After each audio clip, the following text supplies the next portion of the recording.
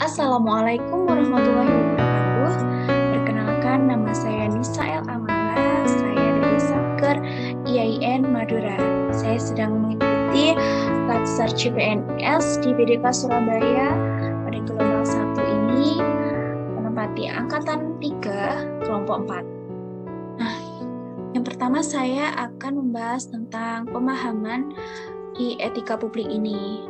Etika publik itu sendiri merupakan ketentuan dan norma kehidupan yang berlaku dalam suatu organisasi ataupun kelompok masyarakat. Etika publik tidak jauh dari kode etik. Nah, kode etik itu adalah aturan-aturan yang mengatur tingkah laku dalam suatu kelompok khusus. Sudut pandangnya hanya ditujukan pada hal-hal prinsip dalam bentuk ketentuan-ketentuan khusus. Kemudian, untuk fungsi dari etika publik itu sendiri adalah yang pertama sebagai ukuran baik atau buruk, benar atau salah, wajar dan tidak wajar. Kemudian yang kedua adalah sebagai landasan untuk bertindak dalam sebuah kehidupan kolektif yang profesional. Untuk fungsi yang ketiga dari etika ini itu untuk menjalankan visi dan misi lembaga. Fungsi yang terakhir adalah untuk menjaga citra dari lembaga itu sendiri.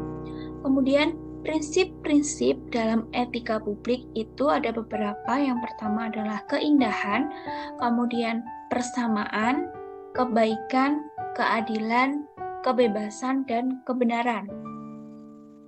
Sumber dari etika itu diambil dari yang pertama adalah tradisi, yang kedua adalah agama, dan yang ketiga filsafat, kemudian hukum. Untuk dimensi dari etika publik itu ada tujuan yang berkualitas dan relevan. Kemudian yang kedua adalah dimensi tindakan yang berisi integritas publik.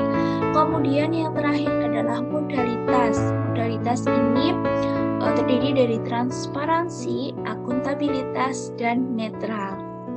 Etika dalam berorganisasi dapat kita sebutkan seperti keluasan, kearifan, kemudian kebersamaan, empati, kepedulian, kedewasaan, kebajikan, dan lainnya. Banyak juga perundang-undangan yang mengatur tentang PNS di etika publik ini. Yang pertama adalah UU nomor 5 tahun 2014 tentang ASN. Kemudian PP nomor 53 tahun 2010 tentang disiplin PNS. Yang ketiga adalah PP nomor 42 tahun 2004 tentang pembinaan jiwa korps dan kode etik PNS. Dan masih banyak lagi yang lainnya. Kemudian yang selanjutnya saya akan membahas tentang contoh-contoh dari etika publik. Yang pertama dapat saya contohkan adalah berdoa sebelum melakukan kegiatan, berdoa sebelum bekerja. Kemudian yang kedua adalah sapa salam. Nah, ini bisa kita terapkan di lingkungan kerja kita dapat menyapa teman-teman kita, peserta didik kita, mahasiswa kita, kemudian kita juga mengucapkan salam dan menjawab salam. Kemudian yang selanjutnya adalah melaksanakan tugas dengan penuh kewajiban. Nah, di era pandemi ini, kita sebagai pengajar harus tetap melaksanakan tugas dan kewajiban kita dengan penuh semangat.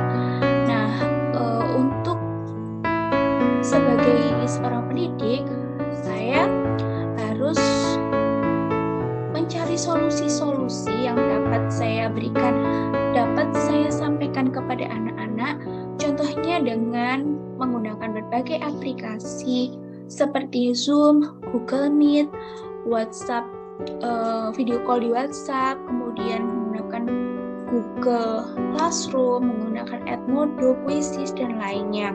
Itu sebagai upaya saya untuk tetap menyampaikan materi dan anak-anak dapat tetap menerima pembelajaran secara tepat. Kemudian untuk transparansi itu kita sebagai pegawai tidak boleh atau tidak boleh disogok ketika disuap atau disogok. Nah, itu sebagai wujud kita untuk anti korupsi, seperti itu.